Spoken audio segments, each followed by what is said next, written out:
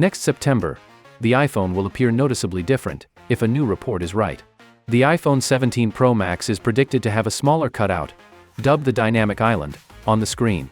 And a new report now claims that Apple is considering changing the technology used in the display of the iPhone to match that of the Apple Watch. It's conceivable that both the iPhone 17 Pro and iPhone 17 will have the same size display.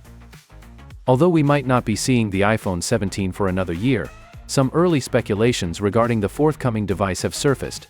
Granted, we don't have a full image of what Apple's preparing, but the details we have raised some fascinating issues about how substantial the 2025 iPhone update will be. More rumors and speculations about Apple's next-generation iPhones are showing up online as 2024 draws to an end. Earlier leaks indicated that Apple may replace the Plus variant with a lighter Air model in 2025. A recent report revealed that all four iPhone 17 models, iPhone 17, iPhone 17 Air, iPhone 17 Pro, and iPhone 17 Pro Max launching next year will feature ProMotion displays with a varying refresh rate of up to 120 Hz. The report from South Korea's ET News claims that ProMotion, which was exclusive to Pro models since debuting with the iPhone 13 Pro and Pro Max in 2021, will extend to the iPhone 17 series, including the speculated iPhone 17 Air. Samsung and LG are likely to provide the TOPO displays for these models. PO, or low-temperature polycrystalline oxide, is a low-power backplane technology for OLED displays that enables a variable refresh rate with lower power consumption, ensuring that ProMotion does not significantly impact battery life. ProMotion technology on iPhone displays makes scrolling and video playback smoother and more fluid. It also conserves power by reducing the display's refresh rate when high speed isn't necessary. For instance, the iPhone 13 Pro models can lower their refresh rate down to 10 Hz, while the iPhone 14 Pro and newer models can go as low as 1 Hz, allowing the always-on display function. This feature keeps some lock screen components visible even when the phone is locked. However, it's unclear if the iPhone 17 and iPhone 17 Air would also ramp down to 10 Hz or 1 Hz. Display supply chain consultant CEO Ross Young recently noted that the iPhone 17 and iPhone 17 Air will likely support ProMotion. This expansion of the feature across the whole iPhone 17 lineup has been rumored multiple times.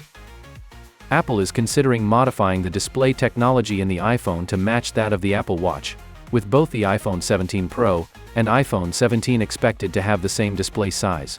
This change contrasts with the current sizes, where the iPhone 16 display measures 6.1 inches and the Pro display 6.3 inches. Reports suggest that the iPhone 17 screen will be larger, matching the Pro at 6.3 inches. While the iPhone 16 range includes a larger version, the iPhone 16 Plus, there's no Plus model expected in the iPhone 17 series. Instead, a new model called the iPhone 17 Air is anticipated, with a screen size no previous iPhone has seen, 6.6 inches.